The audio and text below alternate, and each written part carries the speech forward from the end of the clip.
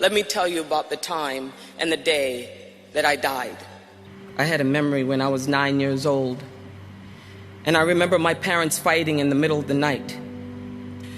My older sister, Diane, told me to go in the house or people would hear me. So I ran in the house. I ran to the bathroom, screaming still, just couldn't stop, and got down on my knees and closed my eyes. I put my hands together and said, God,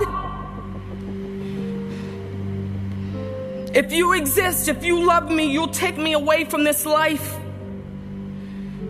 Now I'm gonna count to 10, and when I open my eyes, I wanna be gone. You hear me? And I opened my eyes, and I was still there. On top of that, your father also was an alcoholic, right? Yeah. And he beat your mother, so you had to live with that abuse as well. What kind of a scar has that left in terms of dealing with that? What did you do as a child as you saw your father beating your mother? The only thing I knew how to do was to just stand there and be frightened, and to go to school with that trauma, to go to school being hungry, to go to school smelling. How did you rise out of that anger of the injustice? Oh my God. I don't necessarily feel like I'm out of the anger. He left me right there, so when I gained vision and strength and forgiveness, I can remember what it means to be a child who was hungry. I could remember what it means to be in trauma. I could remember poverty, alcoholism. I could remember what it means to be a child who dreams and sees no physical manifestation of it. I could remember because I lived it. I was there. We would go to bed and hear rats killing the pigeons in the roof. I mean, loud, squealing noises. We would wrap our sheets around our necks at night because the rats would crawl through holes in the wall, and you could hear them eating our toys at night and jumping on top of our beds. I always say that I was a bedwetter until I was 14. And I did everything to get food. I've stolen for food. I've jumped in huge garbage bins with maggots for food. And I sacrificed a childhood for food and grew up in immense shame. The one thing that I learned when I was poor, and this is something that people just need to say out loud, okay, is that you are invisible. Nobody sees you. You know, they say that the two most important days in a person's life is the day you were born and the day you discover why you were born. I absolutely knew I wanted to be an actor because I wanted to be somebody. I wanted to dream big and make a mark somehow.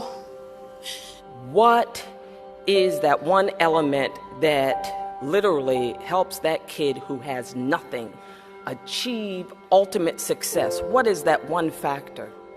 And they always say it's one person who was a mentor. I saw Miss Cicely Tyson in the autobiography of Miss Jane Pittman, and I saw a physical manifestation of a dream.